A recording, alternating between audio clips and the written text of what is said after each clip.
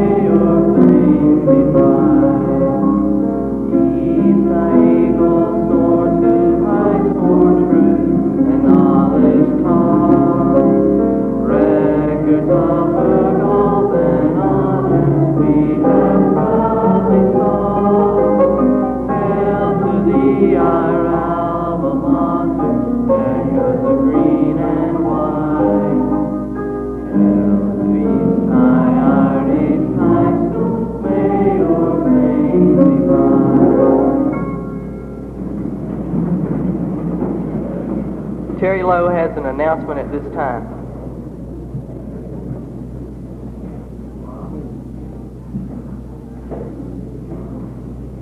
Senior class of 73, would like to present this plaque in memory of Jeff Hefner to the student body to be displayed in the Hall of Seaville.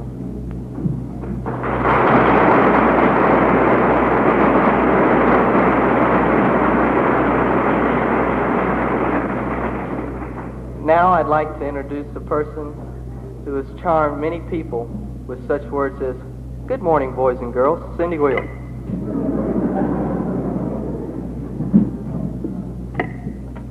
I would like to introduce to you today a man who has been rated as one of America's best contemporary poets. We consider this quite a privilege to have this man with us today, since his engagements are completely booked for months ahead, and was able to squeeze East High School in among with a whole bunch of college performances. Dick Cavett has rated him as one of the most understood poets in the world. He has also been called the Carl Sandburg of this generation, a man whose writings reflect the hopes and desires and feelings of the now generation. Since he's used to no introduction at all, and I could probably go on talking for hours, I think probably I'd better stop and let you meet Mr. Rod Mckuen.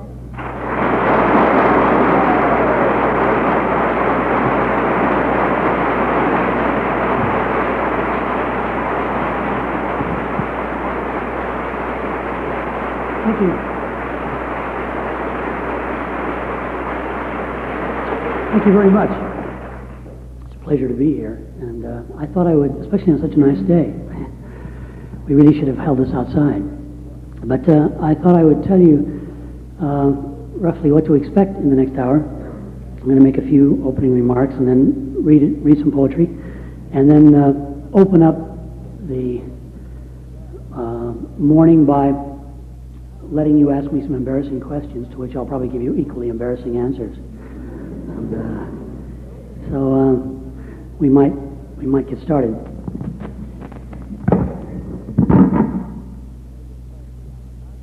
As you know, I'm here today because of Jeff Hefner, and I thought that I know that I was contacted by one of the members of the press, telling me of all kinds of rumors and things that were going around as to exactly how Jeff and I met and everything, and I thought that I might set the record straight, at least from my side, for you a bit. I was in Chattanooga doing a benefit for American Cancer Society, and it was one of those sort of strange concerts for me, because very seldom am I able to see the audience. Usually the lights are so bright that you really don't get a chance to see the audience, and so it's one of the reasons I guess I have question and answer periods afterwards, so I can see what people look like. And in this case, the stage was very small, and the theater was very near. And I noticed about midway through the first half of the concert, a young man sitting looking very intently at me. In fact, so intently that it was almost like a stare, a frozen stare. And I found myself again and again returning to that stare. I can actually picture and remember it very vividly, even now. And during the course of the evening, I finally was able to move away from the stare and go on with the concert.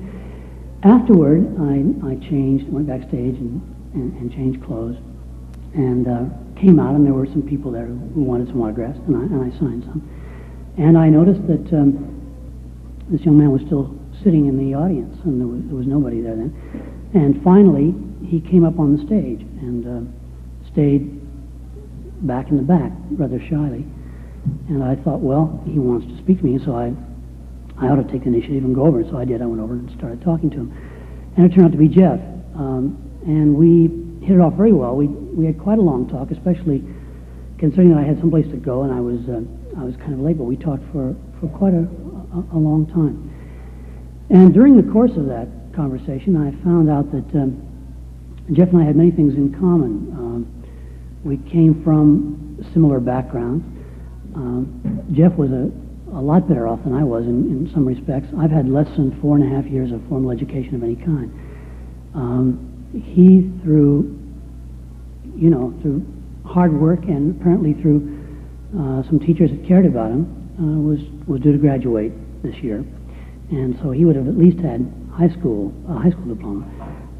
I didn't have a grade school, high school, or college diploma, and we talked about things like that. We talked about the possibility of my coming here, and I said that it would be pretty difficult because every year I get thousands of requests to come to, literally thousands, to come to high schools, and it's very difficult because if you do go to one, then everybody else asks for equal time.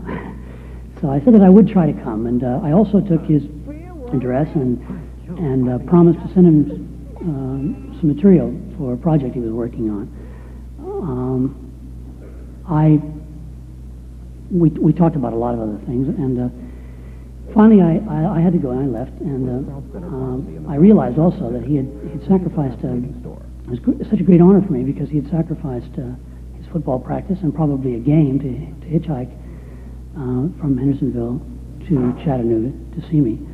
And so I was very honored and pleased by that, and I was determined that as soon as I got back to California, which was to be about a week later, I would send him the material that I'd promised him. As it turned out, I lost the address, and I made everybody's life quite miserable about it. My road manager, the man who's here with me today, the stage manager, I asked everyone, if they'd seen it and what had happened to it. And I put it in back in my Levi's, and apparently I had a hole in them, and I lost it. But I thought to myself, well, I'm sure he'll drop me a note because I'd given him my address as well. Some time went by when I was home, and I couldn't get the thought out of my mind, and I kept wondering when I would get a letter. And finally I did get a letter from Cindy Bell telling me what had happened, and of course I was very, very much upset by it. And I wrote her a letter, and I also wrote Denise a letter, and then I was asked if I would write something for the school yearbook. And I thought that I would begin by reading that, and also tell you today that what I've decided to do, because I feel that Jeff represented something, at least he did for me. He represented to me what I would like to have been able to do. Jeff came from rather humble circumstances. When I was born and when I grew up, there was a great stigma attached to poverty. And I can remember when I was in school, what little school I had, I used to make up great stories about my father, whom I never knew. I used to say that he was a war ace, and sometimes in my own fantasies I pretended that he was Tarzan, and all kinds of things like that. And anything to have had a family. Jeff does have a family, which again was a little bit better shape than me. And I thought that what I might do here at the school is establish in perpetuity, this will go on forever, an award every year for the student that comes out of difficult circumstances and shows the most progress by the time he gets to the graduating class. And the idea will be to give a cash award, which might at least give he or she some incentive to go forward and to know that that perhaps working hard for something means something in this world. And so I'm going to start that with next year's graduating class, and it'll be known as the Jeff Hefner Mckuen Achievement Award. And I've not talked it over too much with the faculty, but I assume that we'll have some sort of a situation where anybody, students or faculty, will be allowed to nominate anyone they think should be eligible for this award, and the faculty will decide, along with the student council, who really is measured up and would be right for the award. Also, I want to present the school with a complete set of first editions of books of mine. We're having a heck of a time now tracking them all down, but we hope to have them within a couple of weeks. And to also give you an outright grant from a foundation of mine to buy a series of other books. Maybe the students either this year or next year can decide what books are needed in the library and what should be bought, and out of this money we'll be able to do so. I'd like to, at this time anyway, read for you the thing I wrote for the yearbook.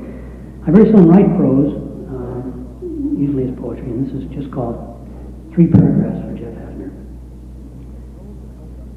Who cupped your face as you lay dying, Jeff? I didn't. Your address hastily written on whatever paper available. I slipped through a hole in the back pocket of my favorite jeans. Not my favorite anymore. Since you must have known some circumstance had kept me from writing as I promised, I waited for a letter from you. The letter never came. But I know 17 is a busy age. There are football games and practice for the Sundays up ahead. Homework, one special girl. Books to read you never read. Fantasies in fact that merge to make their own truth. Experiments with friends and by yourself. Timetables real and thought up. Most of all, at 17, there is the pain and pleasure of being 17. Easily dealt, but not easily dealt with. I can't believe your death was so severe and senseless. What did it prove? What has any death, even that of God's own Son, proven to us? Only that at some given time, as each of us stands beside an open grave, we find we have capabilities for sorrow greater than we thought. Finally, I think we are grieving for ourselves. The Jeffs we'll miss. The Jeffs we never had a chance to really know. I didn't know you well enough to lie to you, and so believe me when I tell you that I'd have hiked that highway with you and given you the added years I've wasted. You'd have made them into something, and as you did, I'd have watched from somewhere proudly.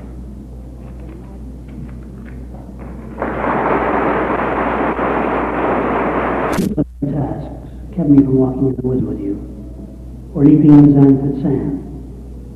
I have so much time that I can build for you sand castles out of mortar. Midweek picnics, minding my temper in traffic, washing your back, cleaning out my closets, staying in bed with you long past the rush hour and the pangs of hunger, and listening to the story of your life in deadly detail. Whatever time it takes, I have that time.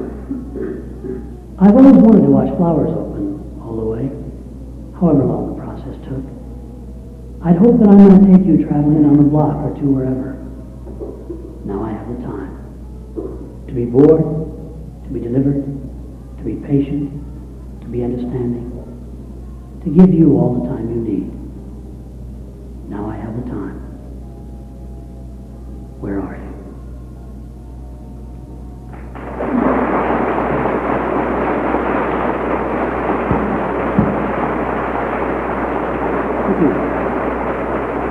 Hello?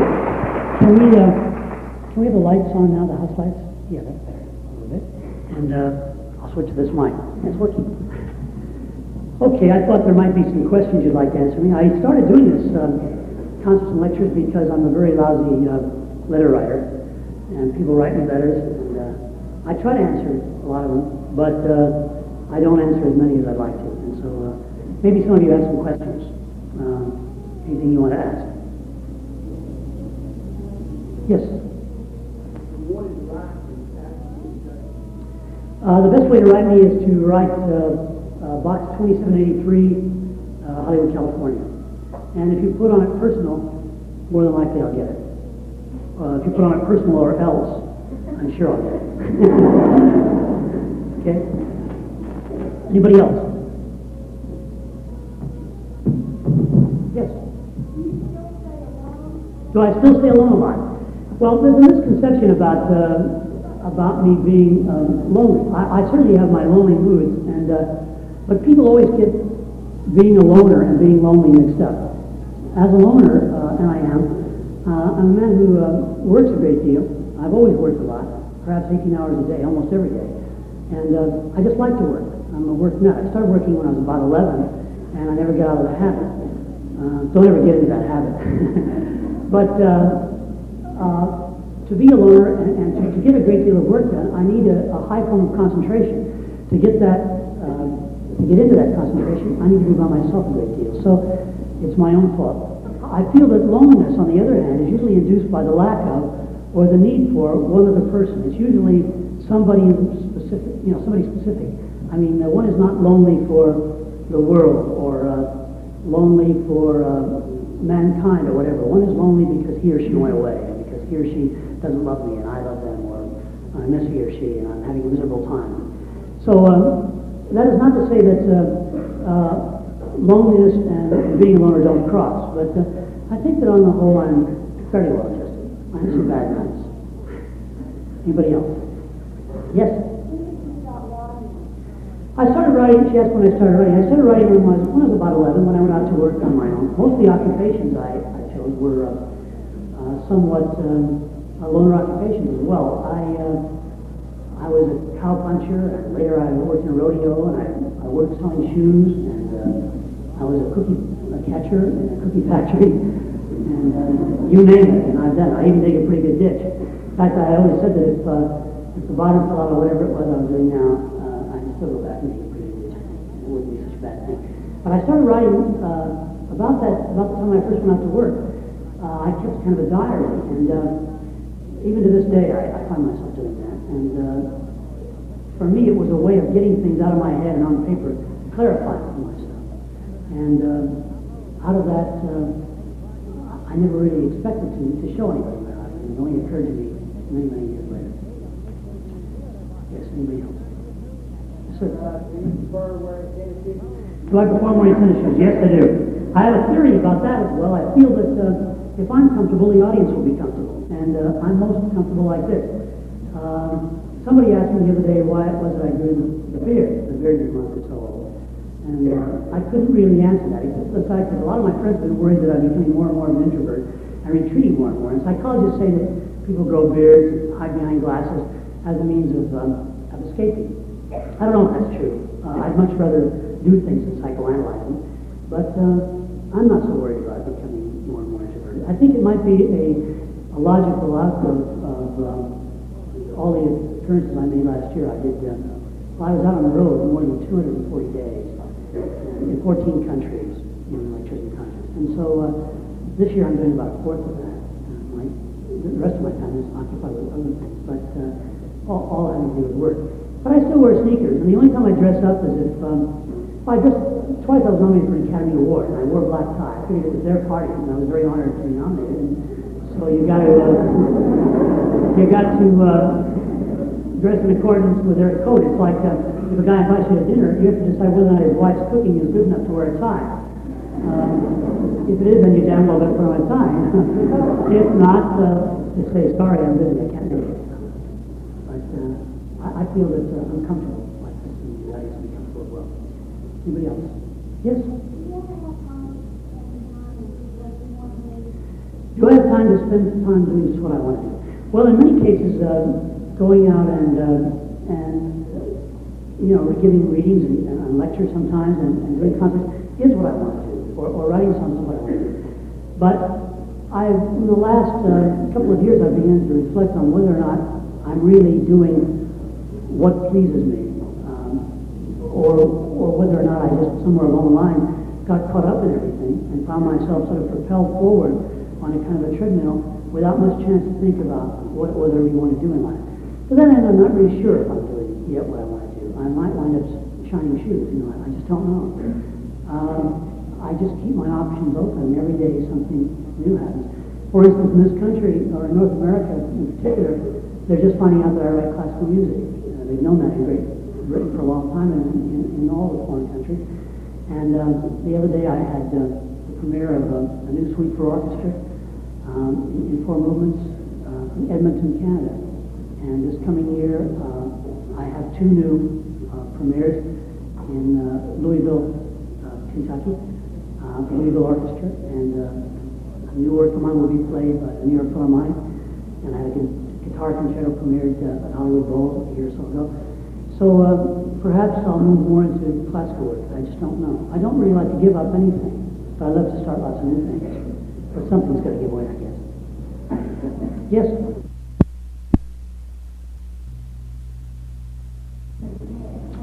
What kind of musical background do I have? Almost none. I taught myself really most of the things I know musically. And as I began to learn how to read and write music and later how to orchestrate, I found that no matter how long my lifetime lasted, I never would really learn enough or know enough. And it's really very bad because you really find out how inadequate you are. And I'm a man who's spelled very with 2 R's until about 2 or 3 years ago. And I never learned my multiplication tables until I found out people were cheating me. And it was important to learn how to multiply and divide, particularly how to multiply. So I've just, taught myself. Yes, over here. Is there a story behind the song G? Oh, Jeff. Yes, there is. It was a song that Jacques Brel and I wrote many years ago together in France. Jacques and I had a friend who was a clochard. That is a rather nice term for bum. And he was a guy who at one time had been a very important writer in France, and he decided that he would just drop out, and he became just a kind of a bum. And he used to sleep under the bridges that go across the canal in Paris, and across the River Seine, rather. And he had many times tried to commit suicide. And shortly before his death, Jacques and I began to write the song about this, and we dropped it. And only after his death, which was by suicide, we wrote the song, which is a song about trying to talk him out of that. And I don't sing the song very often. I've sung it only about 4 times in public, and I'm grateful that a couple of those times we've been recorded live, because otherwise I really wouldn't have the song on record. I'm a little less inhibited about singing it now. I have many songs like that. I have perhaps 250 songs nobody's ever heard, except the people that were on the sessions. I go in and record something, and it becomes very personal to me. And after a while, I do sort of a declassification thing where it doesn't become personal with the passage of time, so you let things go. But there's a paragraph in my will that says, upon my death, all those songs will be destroyed, because I feel if they weren't good enough to be released during my lifetime, why should somebody rip them off afterward? But that's just a hang-up on my own. Anybody else? Yes, back there. Back there. Would I say most of my poetry comes from personal experience? Yes. Very different. Yes, sir.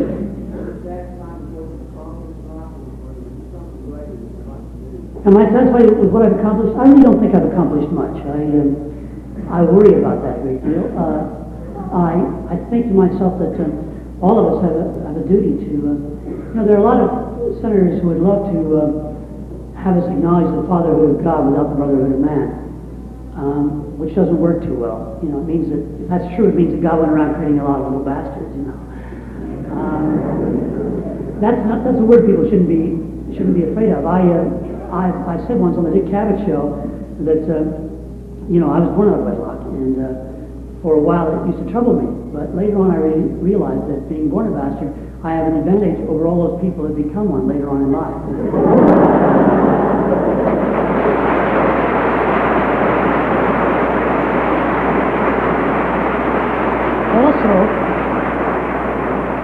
Also, it gives you no direction to go but up. And I used to have a tremendous hang-up, you know, about finding my father. For one thing, I wanted to just find him and say, hey, everything's all right. You know. But I never was able to. And people played very sort of kind of cruel jokes on me. You know, they used to write letters to me saying, well, we found your father in such and such a place, and we would check it out and find out that it was false. But as far as goals go, my goals continually change and shift, and so that when I think I may have accomplished something, there's always something beyond that you want to accomplish. And I don't suppose in one's lifetime you ever really accomplish what it is you really set out to do. I'm still not sure what it is I should do. I do know that people should not just take up valuable time and space, and that it's important to contribute as a member, as I said before, of the Brotherhood of Men. We owe it to each other to contribute something to the betterment of each other and life around us. Yes, sir.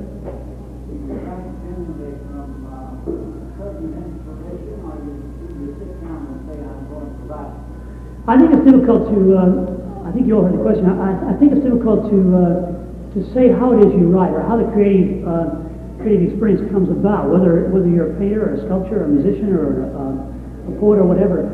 It always comes about differently. Sometimes you can just have things bursting in your head so much, you've got to get somewhere and put them down on paper. At other times you can sit down to write, and no matter how hard you try, nothing will come.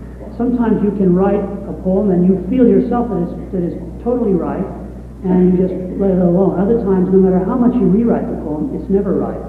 I think that poets by nature are rather lazy, which is one of the reasons why I suppose I mixed up doing so many other things, writing film scores and classical music and pop songs and screenplays and whatever, simply because as a poet, it's not like being a novelist or something like that, where you can set up really hard rules and you can get up at 6 o'clock in the morning and write for 4 hours and accomplish so many pages with an outline that you have pasted on the wall and a clear picture of what your characters are going to be. With a poem, excuse me, I don't think you're sure of your character until the poem is finally written. I think that writing a poem is no different in many respects than writing a novel or a popular song or a screenplay. One of the respects is that a good poem should have a beginning, a middle, and an end. It should have a departure point. It should have a reason for going somewhere, and it should have a logical conclusion. But I'm not so sure that writing a poem that it would be very easy to sit down and say, okay, today I'm going to write a poem. I just don't think good poetry comes about that way. Obviously, you need hard work sometimes to polish it, but you can't just sit down and say, well, today I'm going to write a poem. So it's always different each time. Yes, way back in the back. The lady who's standing up, will take her first. Okay. No, my mother died 2 years ago of cancer. As a matter of fact, there was an autopsy held, and I take great pains whenever I can to explain to people her death, because it was a very needless death. She died from smoking, and it was a kind of cancer that was not known in women until women began to smoke so heavily, and it was definitely traced to smoking. And so it's just something that I hope will, if in this audience I encourage one other person not to smoke, I'll be very pleased, because it really is shortening your life a great deal. And you just cannot smoke and expect to live to a ripe old age anymore. The people that do are exceptions rather than the rule. But my mother was able to see a good many things happen to me before her death, and I'm very pleased about that. There was somebody else who started to speak. Yes? Yes, sir? Oh, everything. You know, like I said in the poem, everything from Bach to the Supremes. I mean, I like all kinds of music. People can't understand that. I have, I guess, what is considered one of the largest record collections in the world. I've got about 14,000 LPs, and they range around. I've got about 2 walls full of them. That's the only thing I'm really extravagant about, I guess. And I even have several thousand more. That's what I have at home. I have several thousand more in storage at Beacons. And I can go right to a given LP and tell you where it's at. Many of them I've not listened to. Many of them I use for research. My tastes are pretty widespread. I like classical music, but I can listen to the Stones in the next breath, and Sinatra in the next breath. And the only thing I really dislike, my theory is that there's only really one kind of music anyway. There are 2 kinds of it. There's good music and bad music. And you find good symphonies and bad symphonies, and good rock and roll and bad rock and roll. A good illustration, for instance, of rock music. We all know that Sgt. Pepper's Lonely Hearts Club Band is one of the great innovation albums of our time. And yet the Stones, as good as they are, really did a kind of a bad rip-off of that called Their Satanic Majesty's Request. And it was at best boring, that album. But yet many of their other albums are really incredible. In fact, they're the only so-called acid rock group that I really dig, that I really think is exciting and interesting to hear. And yet, speaking of acid rock, I've talked with many people, including John Lennon, about this. And I asked him, I said, how much of your music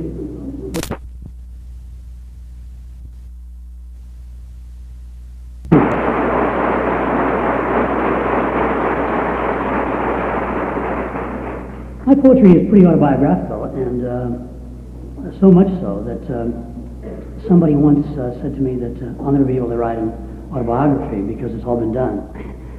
This is the opening poem in my first collection of poetry, called Standing Street and Other Sorrows, and it is called Biography, and I might tell you a bit about my background.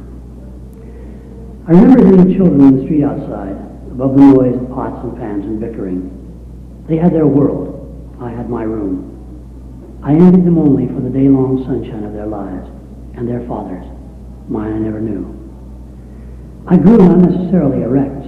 I bent sometimes, but never at the lowest branch, and learned to love the smell of people's bodies making love to me as much as I loved lilacs. I try to play as many games as games there are. To lie a little is not so bad if it gets you through the night. Bach and the Supremes help too, and I've a cat who's learned to like my music. I read sometimes obituaries in towns that I pass through, hoping I might find a man who spells his name the same as me. If he's dead, then I'll know where he lived, and if he lived. In the end, the songs I sing are of my own invention. They mirror what has happened to me since I was abandoned by my father and by love. I stay alone, confined to me, imposing my philosophy on no one else. The words that make this book were written for myself, except a few that were a letter written to a love now gone who lived on Stanyan Street. But I have saved them up and give them here to those I hope might understand. And it was signed May 16, 1966. In each of the books I've written, I've tried to have a prologue of some sort, and usually the prologue in the books is very autobiographical. The latest one, for instance, is a book called And to Each Season. And in front of it I have a book called, a poem rather, called When I Was 9. And it's a favorite of mine. When I was 9, or part of 9, we lived in Skamania, Washington. Our cabin sat beside the highway, so near that we could hear cars whiz past us and trucks run up the incline late at night. Behind the house for miles grew every kind of tree, my private forest that another boy never once walked through. I'd be sent for firewood and first come home with flowers, hoping I could please my mother half as much as I believed my foster father could, never knowing and not to know if wild bouquets made her as happy as red roses later did. Because my newfound forest was my own and my own only, gradually I came to read it like a scholar poring over books, muttering to himself at certain passages. I wondered back at squirrels and held long dialogues with birds, fully sure I spoke their language, positive their answers came in kind. None ever contradicted me. It must have been toward the first of spring when I first saw him. A mountain lion, sleek and soft, pretty as Rousseau might make him, threading through the wood, padding slow before he saw me, then stopping as I had to look me up and down. Perhaps it was the first time I had been surveyed by a microscope or microscopic eye. All that afternoon we sat not 20 feet apart, regarding one another, till he loped off in search of weasels or a place of water. I stayed there still until the darkness took the afternoon. Then I went home, never speaking of the incident till now. Thereafter, by unspoken prearrangement, he'd follow me from house to school and again from school to house, remaining always just outside the clearing, invisible to anyone but me. The distance narrowing, yet still he prowled his private path, and I the man-made trail where a few branches gave obstruction, and only now and then a leaf would rustle or a twig would snap. I grew to know the sorrow in his eyes, though never why. But ever afterward I sought that same soft sadness in the eyes of strangers I would have for friends. Perhaps that's why my understanding friends are few. They lack a certain sadness that betrays the truth. In mid-October, the first long rain began, and pings of water speeding down to pots from the leaking roof had turned from pings to plops. The mud-caulked cabin we'd found abandoned and turned into our summer home would surely fall that winter, maybe even with the season's first hard thrust. And so we left, even as it rained, determined to be gone before the snow could catch us. The Model T had long ago been traded off to pay the grocery bill, so now we hitched to California. My mother, with a thumb up and her pretty smile, got us back down Crooked Road through Washington and Oregon, along the California coast, and finally to Nevada. We must have been a spectacle. She out front us in the summer, her husband with my brother in his arms beside her, and me still looking off beyond, hoping I might see a lion's friendly face. A sad-eyed lion, pacing out an even pace, keeping his distance, but being there, in case that one the other needed one the other. I wonder if I ever told her, or if my mother ever knew, the first companion I called friend was an animal of gentleness, whose eyes I'll long remember. Did she know that I had special dispensation and protection? Or why a lion, not a lamb? When my family, out of kindness, kidnapped me and stole me from my forest friend, they stole my childhood too. Though I'd still climb trees and later fell them as a stopgap on my way to now, and seek out jungle animals and maybe even find a few, it would be the same again. A mountain lion in a forest is by all accounts a curious event, but he was there. And written here between these lines is what gentleness he taught me, and some hardness too. The way to make my way alone, though never how to find a friend and lose him gracefully. Most of all, my lion showed me that though the forest padded green is a different color from the green of its thick trees, man and lion, different colors too, can share the same dense jungle, if their eyes have kinship, and they respect the distance that brings them close, and the closeness that insists on distance. Since that time when I was 9, or part of 9, looking after lions has occupied the front part of my head and the best part of my time. No journey has been too far to make if I thought lions lived there. And I always look from right to left every time I'm passing down a new road anywhere. But forests now fall down around us the way that autumn rain did when I was 9 in Washington. And I suppose what lions there are left hike the higher hills. It must be so, for those that prowl the city pavements come so seldom anymore that they can walk among the populace unnoticed.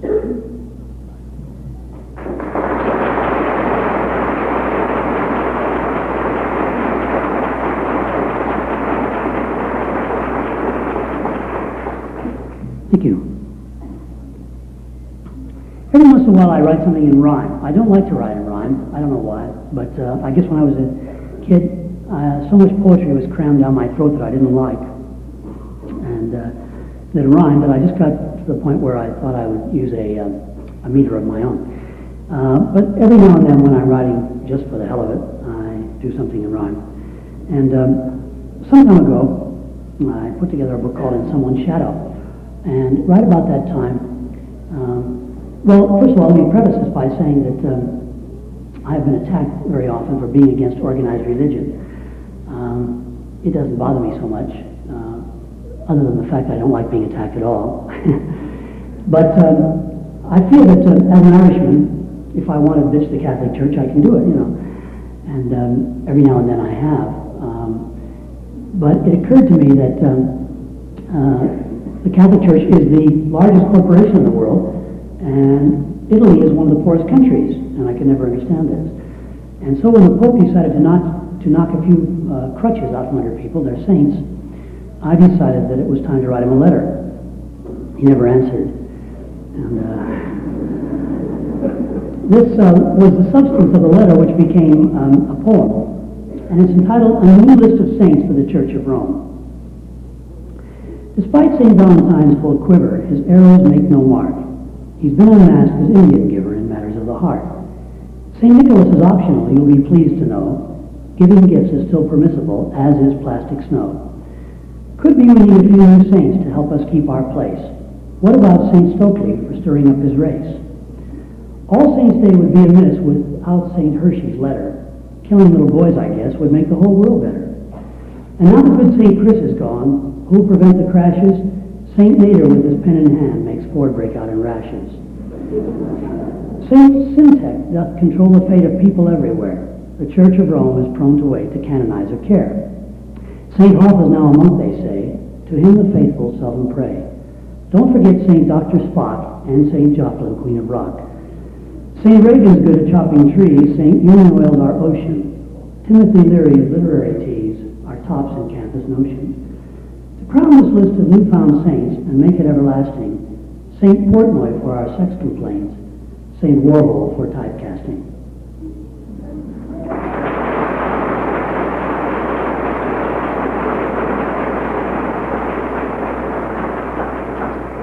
I would say that of the poems I've written, it doesn't matter what country I go to, whether they speak the English language or not.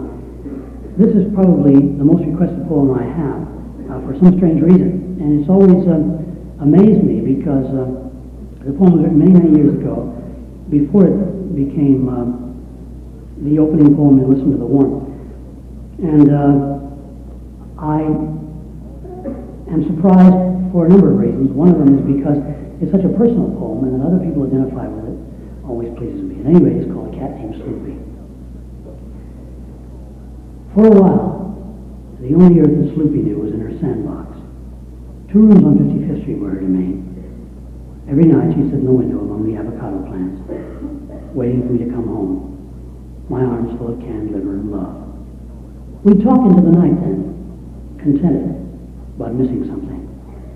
She, the earth she never knew. Me, the hills I ran while growing bent.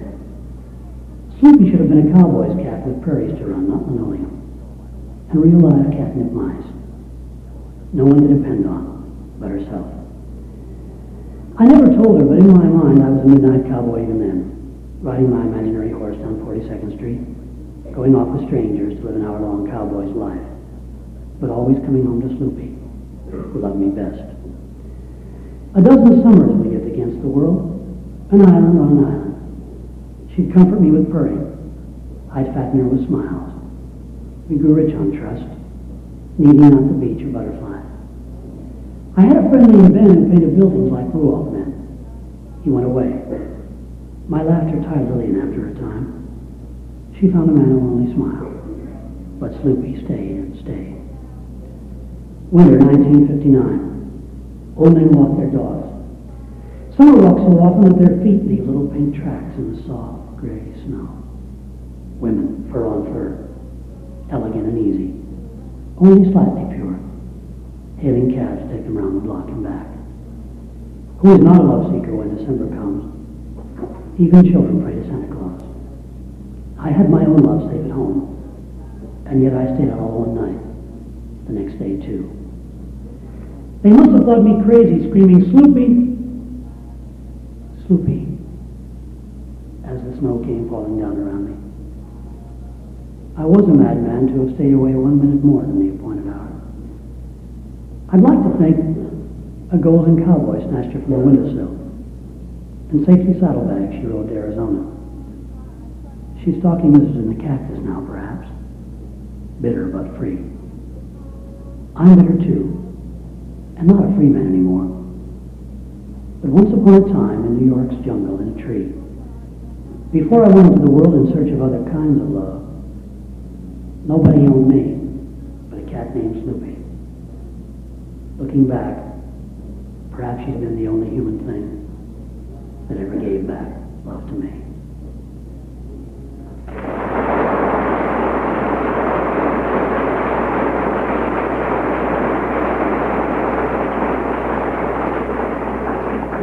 Thank you very much. Several years ago, I was in Great Britain doing a television series for the BBC, and I was asked by one of the magazines to write a cycle of poems entitled The Unfolding World of a Child.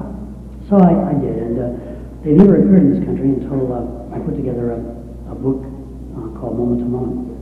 And I rearranged the poems a bit and called them Coming of Age. I'd like to read a few of them for you. Each title is based on the year. The first one is called Two. They leave you alone at 2, to crawl by yourself and fall by yourself without much attention. And that's just to mention a few of the things they allow between 1 and 3, the in-between age of 2. 3. I want to be a nurse, and now that that's decided, I hope to be a cowboy with my time divided between a fireman and a teacher. I haven't any black clothes yet, so I couldn't be a preacher. 7. Now that I'm 7 reaching for 10, I don't think I'll ever be 6 again. 9. I must mow the lawn come Saturday. Thank God I'm not quite tall enough to trim the backyard trees. Wood cutting will come next, I'm sure, and mending fences too. Even now they let them rot in preparation, I suppose, for those birthdays in the distance. We'll play football on another day, unless the family buys a goat before the weekend's out. 10. I'm learning to drink tea and how to say yes please and no thank you not today. Knife is on the right side of the setting where I suppose the fork should be. Good morning and good evening and good day. Time to love and time to die, but not much time to play. 13. Today she smiled at me, a queer sort of a look of a crooked smile that made me all red outside and in. I didn't much like it, but I didn't half wish tomorrow she'd do it again. 14. Of course I smoke. Do you find that surprising? Men of my age have always smoked and chewed if that was their pleasure. Yes, I find the world a mess. If I were Prime Minister, I'd change all that. There'd be freedom for wenching and belching in school, no caning for bunking or strutting about, and teachers who differed would be sorted out. 15. They are at it again. She says I'm spoiled. He says I'm not. Of course, she's right. But I find as I grow older, it's best I don't choose sides. 17. I am wounded, and I won't be well again. Not the tape of triumph or the bondage of bright victory could mend for me this wound she's given by the act of leaving. Had she left the room, had she gone forever or across the street, gone is gone, and it would be the same. I die daily now, and we didn't even call it love. 18. I've been waiting all this time, thinking that the world was waiting just beyond my world for me. What did I expect to find? Something more than what I see upon my parents' tired faces. Something more than what they fill their lives with, even if that something's only me. World, you better have that something ready, or I'll make it for my own.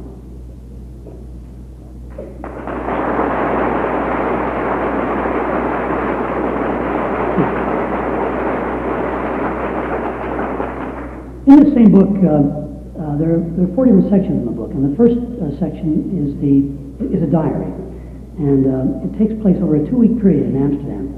And I'd like to read you the final entry in the diary, which is my favorite poem in the collection. It's called Another Monday, 2 months later. Now I have the time to take you riding in the car, to lie with you in private deserts, or eat with you in public restaurants. Now I have the time for football all fall long, and to apologize for little lies and big lies, told when there was no time to explain the truth. I am finished, but the tasks kept me from walking in the woods with you. And I was told very candidly to not read very much of it. And so in making a study on it, I'm doing a paper on it now, an article for a magazine. And in making a study, I found that there really hasn't been a great body of music or a good body of literature, or a great body of art that's been done under the influence of drugs. I think they're deadly for an artist, because an artist needs reality as a springboard of imagination, but you've got to have some place to get back to, and you should be able to be in control of your faculties at all times. Listen, I have friends who have been on drugs, and some probably still are. That's their business. But I think that as a creative artist, it's just deadly. I would never recommend it. Yes?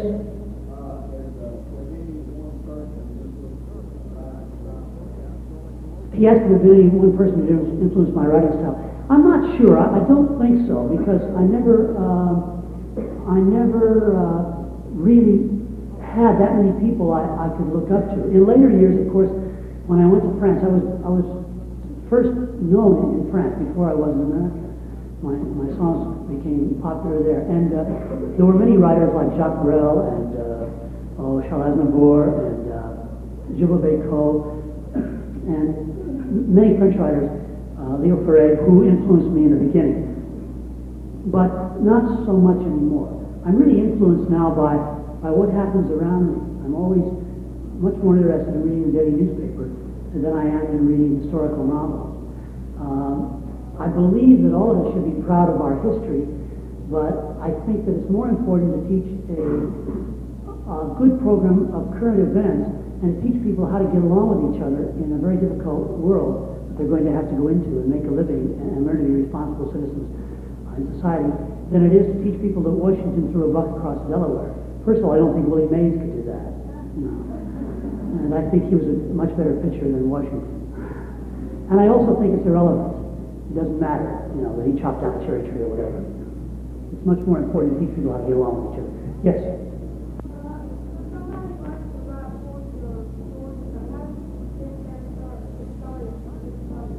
How do you get started writing poetry? First of all, you keep a sharp pencil around all the time. That may sound like oversimplification, but it's true. You have to write a lot of junk out of your system before you can be the kind of writer you want to be. And it's very difficult to get poetry published, because everybody will tell you it can't be done. I took my first book of poetry around to various publishers, and they all said to me, forget it, it's a good book, but poetry doesn't sell, and so we're not interested. Well, I owe a great deal. On second thought, when you asked me if anybody influenced me, all those people that said you can't do it influenced me. People that said you can't write classical music without a degree. People that said you can't write film scores. People who said don't bother writing poetry. The next time somebody tells you you can't do something, that should give you some encouragement to go on with it. I remember that the one drama teacher I had said that I should give up being in the theater or singing. And last year, the young Vic asked me if I would play Hamlet on the British stage. So I quickly wrote her a letter. But I think that nowadays, more often, one of the things I'm proudest of, I suppose, is the fact that my poetry is being taught in, I guess, about 3,500 schools, colleges, seminaries, universities throughout the United States alone. And perhaps more than anything, it might be a stepping stone, because I hope that my poetry is readable, and it might be a stepping stone to other poetry. Some poetry is very difficult to read. I try not to make my poetry the kind of thing you need a 5-foot bookshelf to find, because I believe that poetry is at best communication, and we should all be concerned with communication. And a poet is nothing more than a man who keeps a language alive and keeps it current. And he should be, in his own way, a kind of a historian who sets down his own life according to what was happening around him. And that really is the most important function of a poet. He must do that, I think. He must do that for the people around him. And I think that nowadays, I've noticed in the past several years, more newspapers are publishing poetry. Even magazines like Esquire. Esquire now publishes 10 or 12 or 15 poems. You can write a poem you can send poems to the Christian Science Monitor. They publish poetry every single day. The New York Times now publishes poetry 3 or 4 times a week. If you are serious about your poetry being published, you might very well get a book called The Writer's Market. which tells you where to send poetry. And it gives all kinds of markets, from humorous verse to serious verse to whatever. And it'll tell you all different kinds of things. You'll get a lot of rejection slips, but that's okay. I once had enough of them to pay for a bathroom with, you know. One last question. It's about all we have time for. Yes? How do I feel about unorganized religion? I very definitely believe in God, and I very definitely believe that without a God, without some kind of higher being, there would be no universe today. I think there has to be somebody who gets us in and out of all these scrapes. And I think that for some people, organized religion is good because they need the unification that going to church can give them. For other people find God in a different way. And but I think it's very important to believe in God and to believe in something stronger and beyond us. I think also that people who are atheists have a right to coexist as well. It's just like I'm an animal lover, and if the guy next door to me doesn't like animals, I owe it to him to keep my dog in my own yard, not in his backyard. So there are rooms in this world. There is room in this world for many different points of view, and certainly on religion. And I believe religion plays a great deal in all of our lives, whether we know it or not, and it's important to keep pace with it. But I just wish that most organized religions would keep pace with the people. That's the problem. You find many churches not doing anything or making any really strong stand on birth control, which is the overpopulation is one of the strongest points that should be taken into consideration in this modern world. You find them not taking any kind of stand on homosexuality, on women's rights, on the rights of individuals. Even many churches are still so backward that they want to put people in little boxes. And that's wrong. Nobody should be treated that way anymore. We're all individuals, and we should be treated as individuals. I think prejudice is a very healthy thing, but it should be based on a one-to-one basis. If you find somebody you can't get through to, and they can't get through to you, forget it. Move along, because there are other people. But you can't be prejudiced against whole races and whole religions and whole ideologies. That's stupid. At best, it's really stupid. Because you miss out on so many good cultures and so many good schools of thought and so many interesting things that people could offer you. And the Gentile shouldn't love the Jew because he's a Jew. He should like him if he likes him. But if he doesn't like him, he shouldn't bother with him. He should move along. But keep your prejudices on a one-to-one basis, not because somebody is less intelligent than you or more intelligent than you, or is a Mormon and you're an Episcopalian, or is a Baptist and you're a Christian Scientist, or is a Jew and you're a Gentile, or is black and you're red. Whatever the situation may be, it's just important to treat people as individuals. I think that it's about time for everybody to have some lunch, and I want to leave you with one thought. I usually say at the end of a concert or a lecture that it doesn't matter who you love or how you love, but that you love. Because if you're not in love or loving somebody, you're only half alive. And I would like to also leave you with another thought that in Jeff Hefner's death, I hope that all of you will realize that he was a young man who had a very difficult road to hoe in making himself educated, in making himself understood without the background of an affluent family that many people have in America today.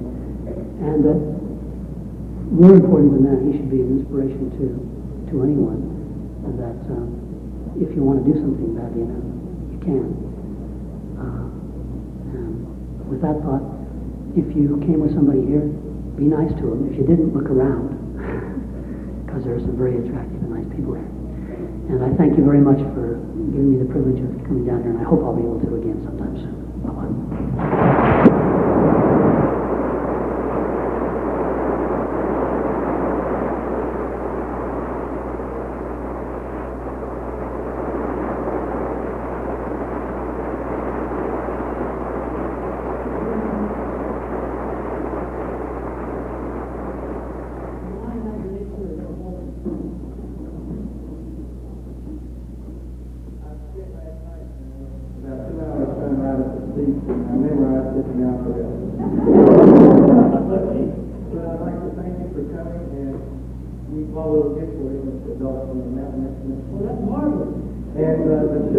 play it, we have Arlene Chesterton from the Mountain Folkways, and here she is. Good to be here.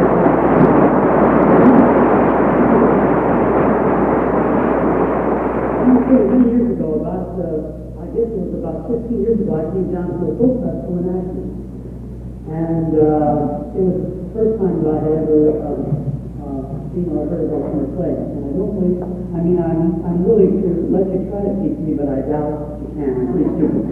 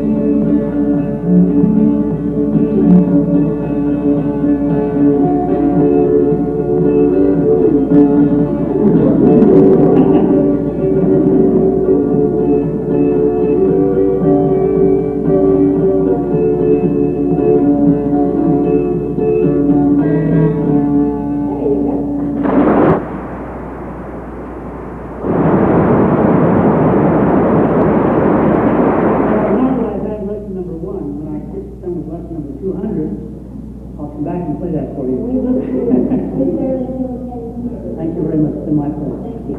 Thank you.